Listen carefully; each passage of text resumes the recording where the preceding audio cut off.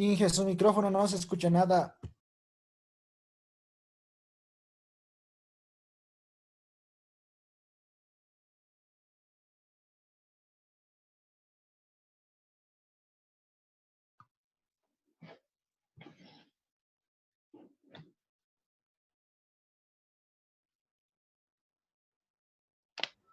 Tanta biodiversidad que cada uno de ellos tiene diferentes problemáticas y trabajo debería ser también cada uno de ellos. Ingeniero, nos comentaba acerca de este tema que tiene igual de 7 millones, ¿no? De las áreas. Quisiera que nos comente cuál es el factor que influye para que se degrade, ¿no? Estas tierras. Bueno, esas son 7,6 utilizadas. ¿Yo a morir? El censo agropecuario nos ha lanzado algunos datos interesantes. 1,1 millones de tierras en descanso, 1,6 millones para Eddie, y lo preocupante, Fabiola Quispe, Fabiola Condori, degradadas. Entonces, desde ahí debería ser un punto de partida para que entonces el 2,1 Eddie, de las 7,6 ya lea el uso de los preparadores de suelos, tanto químicos, orgánicos. Bueno, el mejorador nace o se lo incorpora con la finalidad de que el producto tiene que ser mejor, tiene que tener bajo costo y tiene que tener mejor apariencia. Entonces, por eso que se lo incorpora.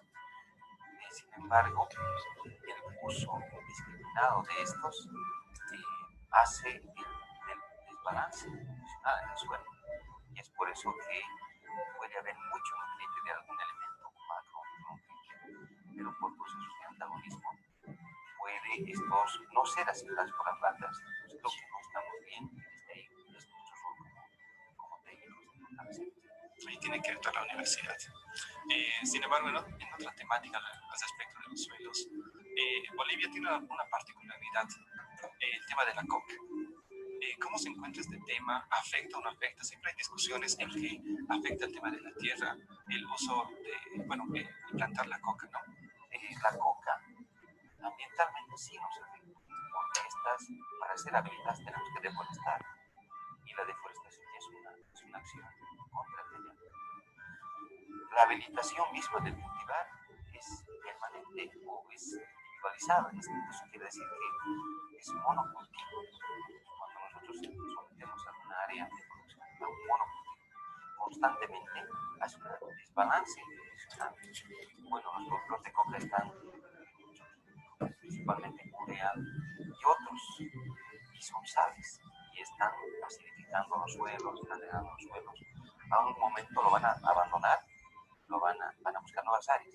Entonces, desde el punto de vista ambiental también este monocultivo es negativo, y como se usan muchos químicos, tanto fertilizantes como controladores para plagas y enfermedades, estos contaminan las aguas, y esa contaminación del agua también va a afectar a áreas o tierras abajo de la cuenca. Sí, es un tema complicado. Hay una pequeña cantidad de productores que están resistiendo aquí.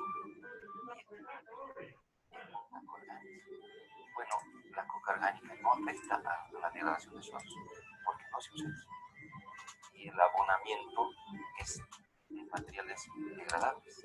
Entonces, desde ahí que sosteniblemente se habla de una producción duradera.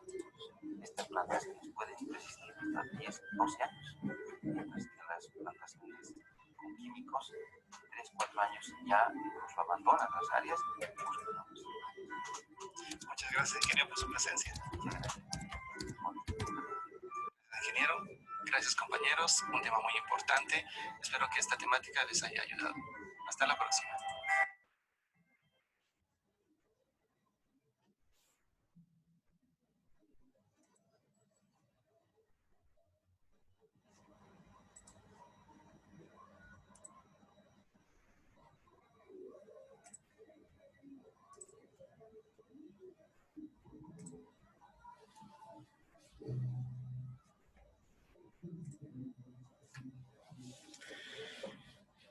Buenas tardes a todos y todas. Estoy haciendo seguimiento a la participación y asistencia. Tenemos en este momento 17 estudiantes. Buenas tardes, ingeniero. Buenas tardes. 4 todavía nos faltarían. Sin embargo, quisiera que por WhatsApp puedan enviarme su asistencia, por favor. Aquí solamente puedo visibilizar y anoto. Entonces, por WhatsApp, por favor, en la siguiente media hora, mándenme un mensajito, su asistencia, ¿ya? Bueno, a ver, como el tiempo a través de Zoom es muchas veces corto, trataremos de sacarle provecho al tiempo. Vamos a continuar con este tema un poco complicado. Bueno, a ver, Fabiola Quispe está entrando. Le anotaremos. Les decía que vamos a continuar con este tema, que es un tanto complicado. Sin embargo, es fundamental porque todas las acciones que se realiza está orientado a que debemos generar divisas, debemos generar ganancia, y de ahí se va a establecer la motivación para incursionar a este tema tan apasionante como es la ingeniería en producción, comercialización, agronegocio de lo que está trabajándose, en este caso las plantas, los animales, los frutales, etc. En ese sentido es que ahí en la presentación misma, ahí se ve dos fotos. La primera, que es un área donde están unos dólares sembrados. Justamente es eso. Tenemos que entrar a motivarnos porque nosotros vamos a realizar o vamos a hacer que productores realicen inversión. Y esa inversión tiene que ser exitosa, y en el camino desde la producción en finca hasta que llegue a los platos de comida del consumidor final, debe haber un análisis de minimizar costos. Por eso es que es justamente costos de producción. La segunda fotito al lado, ahí ven unas manos donde están las monedas. Y bueno, es una inversión que en base, hay una plantita, en base al tema agrícola, ganadero, en lo que corresponda a nuestra carrera, generamos ganancia. Generamos ganancia. Edison Lozano está entrando. Entonces, desde ahí que queremos arrancar, pero de manera, esta tablita, este último tiempo, dado esta situación de cuarentena, he podido actualizar estos datos proyectados al año 2020. Quiere decir, para este año, para el posible escenario. Y están contemplados los cultivares que más consumimos. Ahí, por ejemplo, hemos siempre dicho que nuestra prioridad va a ser lo que más consumimos, es nuestra oferta, nuestra posibilidad de hacer agronegocio, nuestra posibilidad de cubrir y ganar divisas, recursos, etc. Entonces, el cuadrito ha sido actualizado, la tabla misma que está con fotitos, pero también ha sido incorporado algunos otros productos, ¿no? Como los que no habíamos visto las sesiones anteriores. Ahí tenemos desde, por ejemplo, el té, la pimienta, la carne porcina, la harina, los fideos, etc. Por el otro lado está la cebada, la cañagua y la haba, etcétera, como escenario para trabajar. Obviamente, para nosotros es bien difícil mantener este ritmo de demanda o cubrir estas demandas durante todo el año, porque no todo el año producimos. Si bien estamos en una zona de altiplano y bueno, y las cabeceras de valle, solo se produce un cultivo al año. No se puede hacer dos. en las partes bajas de los valles se puede hacer 2 hasta 3, ¿no? Hortalizas de ciclos cortos, que es de ciclos de 30, 40 días. Entonces, esto quiere decir que si bien existe una demanda constante anual de esto, nosotros no vamos a poder cubrir. Y nuestras cosechas van a terminar de realizarse hasta este 15 de mayo. Ya no hay cosechas, porque ya se está entrando incluso en otras regiones en campaña de invierno. Entonces, necesitamos comenzar a mirar el futuro y principalmente pensar en la fotito que les he enviado por WhatsApp. Les envié una fotito donde dice: los inteligentes importan, o sea, traen materia prima, la transforman y la vuelven a sacar. Y esos son los que realmente hacen agronegocio.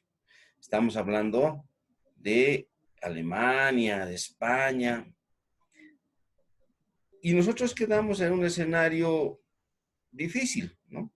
Porque al final, dice los dos escenarios, el que importa hace cambios, hace transformaciones al producto importado y luego lo vuelve a enviar transformado, ha generado una infinidad de trabajo, divisas. ¿Y quién no genera trabajo y divisas? El que importa, el que exporta materia prima. Bolivia exporta materia prima y eso es lo que tenemos que pensar. Ahora, eso es con fines de ganar dinero. Necesitamos nosotros como carrera Ingeniería en Producción y Transformación ofertar esta canasta familiar a toda la población boliviana o extranjera de manera constante. Reitero, nosotros solamente podríamos ofertar algunos meses, ¿no? Desde cuando comienzan nuestras cosechas. Y esas cosechas las ofertamos. A ver, en el mes que en nuestra zona andina, octubre, por ejemplo, no producimos papa, pero en nuestros platos de comida está la papa. ¿De dónde viene? ¿Cómo han hecho? Entonces son desafíos que tenemos que encarar y bueno, habría que mirar opciones primero de producir extemporáneo, o sea, quiere decir mirar tecnologías, no sé, invernaderos, bajíos, riego complementario, algunas especies para producir a destiempo, en otros momentos donde no hay producción. Ese es un primer reto, muy complicado.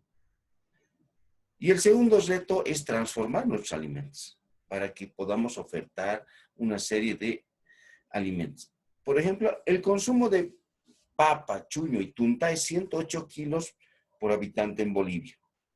Podríamos, nuestra papa, si bien la ofertamos, y si ese momento donde ofertamos, estamos hablando de marzo, abril, mayo, cuando ofertamos, todos ofertan. Y como todos ofertan, los precios son bajos. El costo es bajo, no hay ganancia. De repente, la ganancia puede significar transformarlo. Ya transformado en chuño tunta, podemos comercializarlo a diferentes regiones por un tiempo mucho más largo, porque ya transformado ya no nos dura meses, ya nos dura años, y podemos cubrir demandas en diferentes regiones. Entonces puede ser una opción. Lo mismo en quinoa, lo mismo en haba, lo mismo en cañagua, en zanahoria. Hay que mirar opciones. Por eso es que cada uno de ustedes tiene 2 cultivares y comiencen a profundizar en sus 2 cultivares. 4 personas me han pedido información de cultivos. Los demás no. Entonces, escríbanme internamente para que si necesitan información yo les pueda ir apoyando. Voy a también mostrarles un cuadrito final de trabajo. Este es el nuevo escenario para mirar la campaña 2020 2021. ¿Qué quiere decir? Que en base a un pequeño análisis ya se está proyectando qué vamos a soñar cosechar hasta el siguiente año, hasta el 2021. Y se está pensando emplear 3.880.000 hectáreas y generar 20.38 millones de toneladas en 26 diferentes tipos de cultivares.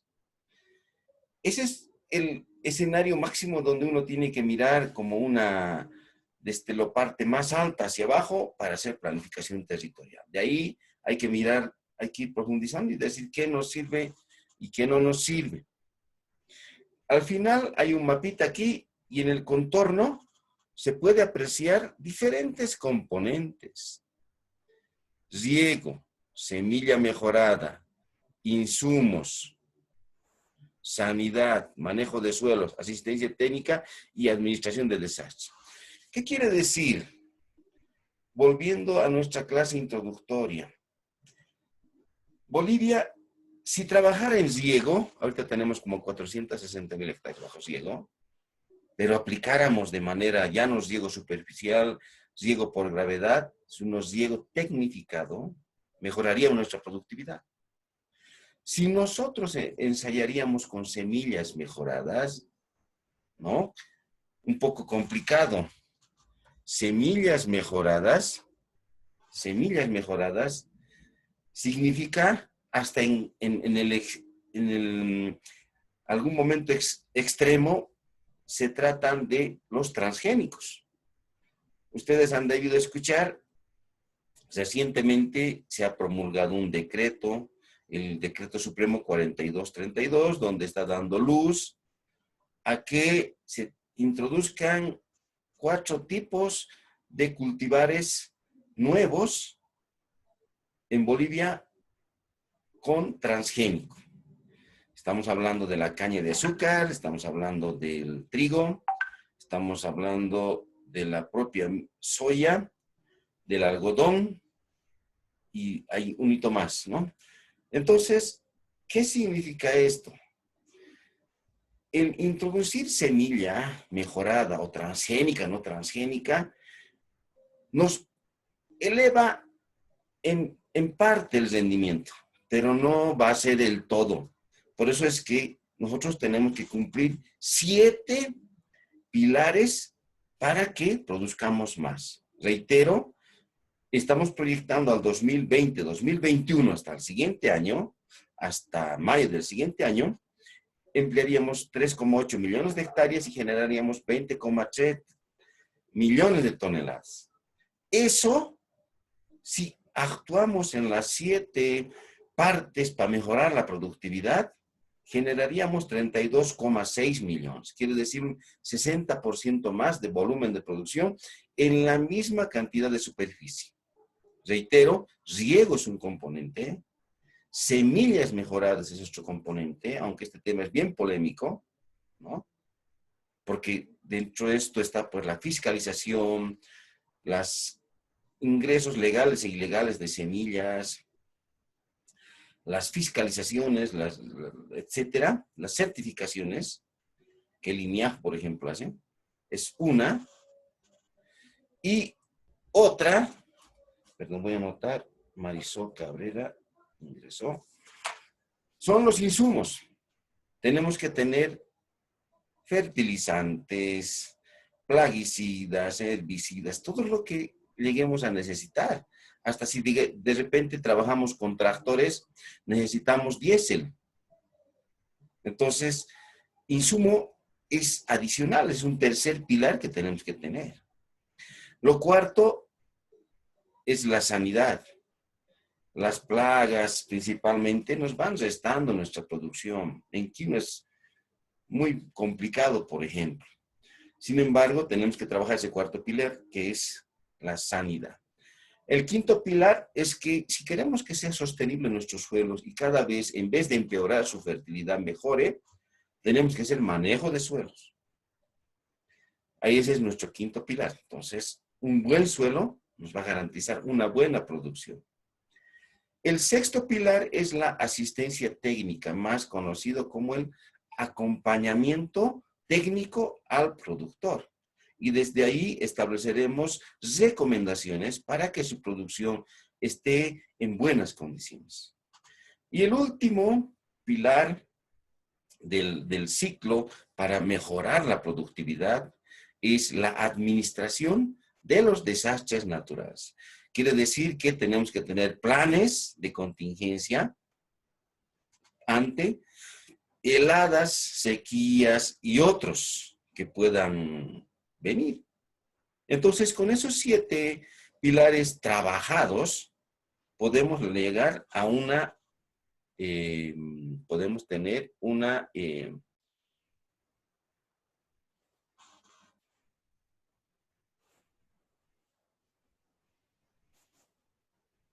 hola, ¿me escuchan?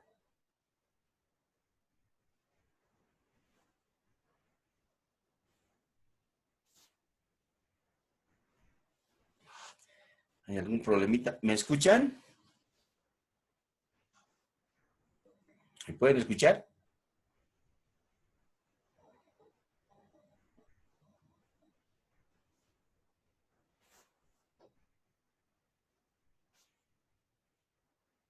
Muchachos, ¿me escuchan?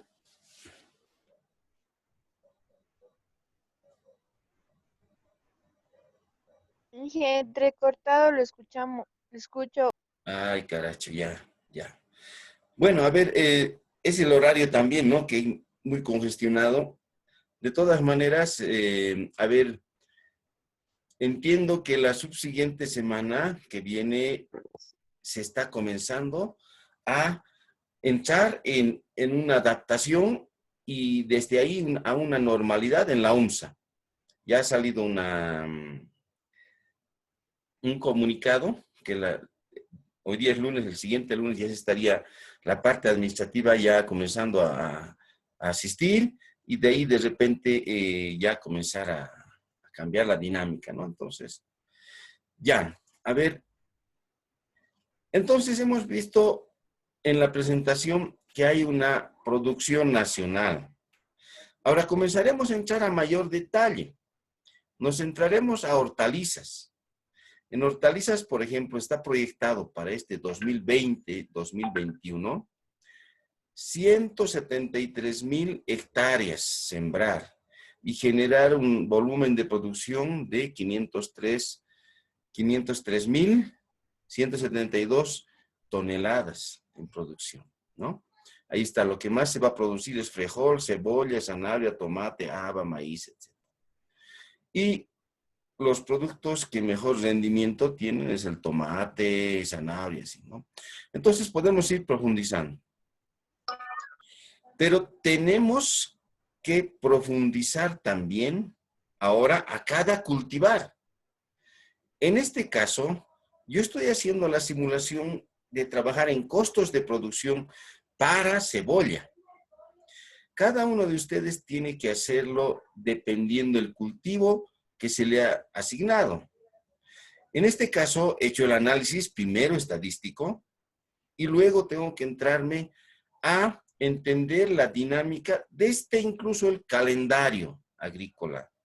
Porque no se olviden que puede haber una variedad de cebolla, pero no es la misma fechas de siembra en el altiplano norte, en el altiplano central, ni en los valles. Entonces, hay que trabajar en territorio y establecer el análisis de las fenologías de las especies. Por ejemplo, cebolla, esta campaña que viene 2020-2021 a nivel nacional, se van a emplear 7,037 hectáreas y se pretende establecer una producción de 92,437 toneladas. Y la demanda nacional más o menos es como 103,000 toneladas. Quiere decir que tenemos una brecha. ¿Con qué se cubre? Ahí automáticamente va a entrar la cebolla peruana, ¿no? Que va a cubrir esas brechas. Y bueno, el rendimiento se espera un rendimiento menor a los anteriores años de 13 toneladas por hectárea. Ha salido otra vez un anuncio, 10 minutos, dice. Y nos vamos ahora al caso específico. Lo que cada uno tiene que hacer es en esto. Este es un poco los pilares que tiene que trabajar los 7 que hemos visto en la producción nacional. En cebolla, tenemos que trabajar en riego. Hay que ver para que nuestros productores tengan riego. En cebolla, tenemos que trabajar con semillas mejoradas. ¿De dónde consigo las semillas mejoradas? Hay que mirar, ¿no? Opciones de oferta de semillas mejoradas. Hay que trabajar en insumos, o sea, aparte que otros insumos, fertilizantes u otros vamos a requerir, orgánicos, inorgánicos. Tenemos que trabajar en un manejo y control de plagas para que nuestro cultivar no sea afectado. Tenemos que trabajar para que los suelos no se desgasten y haya un manejo y conservación de suelos. Quiere decir que debemos trabajar con prácticas conservacionistas. Mientras menos movemos el suelo, son prácticas más amigables y si movemos mucho el suelo, va a haber pérdida de humedad, que es lo más importante para en este caso, para nuestros cultivar, en este caso, la cebolla. Tenemos que estar permanentemente con nuestros productores, asesorándoles, y al final tenemos que establecer un plan de contingencia ante posibles desastres naturales. Heladas, sequías, excesos de precipitación, excesiva radiación, etc. Entonces necesitamos mirar planes. Con todo eso, estaríamos generando 147.899 toneladas. ¿Se entiende? A nivel nacional, reitero, esta campaña que viene está proyectado 92.437 toneladas general. Pero si trabajáramos en esos 7 picos que tiene que ver con costos de producción, podríamos elevar hasta en un 60% más. Estamos hablando en la misma superficie, estaríamos generando 147.899 toneladas. Entonces, para nosotros, este es el último slide. Si se corta, por favor, vamos a volvernos a entrar. Tenemos que hacer un análisis de la producción, pero desde producción en campo, mirando todos los eslabones de la cadena productiva hasta llegar al consumidor final. Y eso tiene que ver con costos. Todo significa costo. Nuestra intención es que el consumidor final, ahí ustedes van a tener una fotito, ya una cebolla ya hecha en chorrillana. Desde ahí tenemos que comenzar a retroceder y trabajar en costos, incluido los costos de producción primaria en campo. Entonces, desde ahí es que tenemos que focalizar. Y para ello, necesitamos que profundicemos en el análisis de los costos. La sección anterior ya hemos enviado la presentación y desde ahí vamos a poder trabajar. A ver, hay 2 personas que han escrito. Ingeniero, al momento no escucha y no se logra entender nada. Es el horario, ¿no? Posiblemente. Ya. Entonces, necesitamos comenzar a trabajar y nos vamos a concentrar en los costos de producción.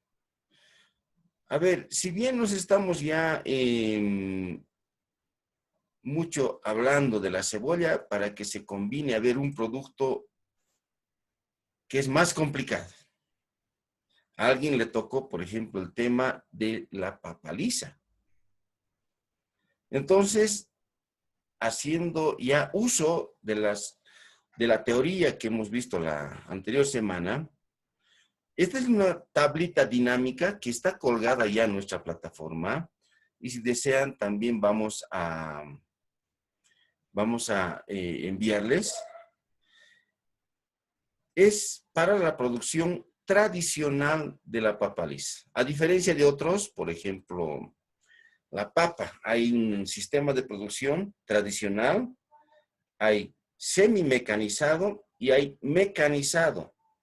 Quiere decir que podemos hacer 3 análisis de costos de producción. Obviamente, el mecanizado es el que más ganancia y costo bajo nos va a representar. Necesitamos, en este caso, solamente hacer un análisis, porque en Papaliza todavía no hay semi-mecanizado, ni menos mecanizado. Entonces, por eso es que necesitamos trabajar en que los costos, en general, ya hemos definido que son costos fijos, que son costos variables, un poco los fijos son los costos seguros, y un costo variable es lo que puede o no haber. Ejemplo, para que se quede consolidado entre precio fijo y variable.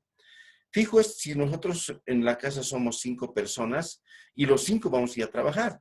Entonces, para nosotros un costo fijo va a ser que los 5 está contemplado el presupuesto.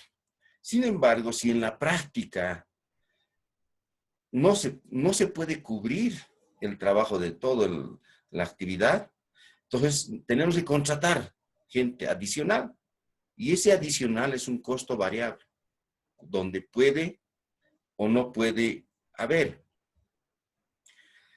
Entonces, haciendo ya ese análisis, por ejemplo, en la tablita podemos ver que maquinaria para la preparación del terreno necesitamos y para la siembra. Entonces aquí, por ejemplo, la arada se necesitan 3 horas y 2 horas de rastrada, asumiendo que es contemplado el costo de 11,32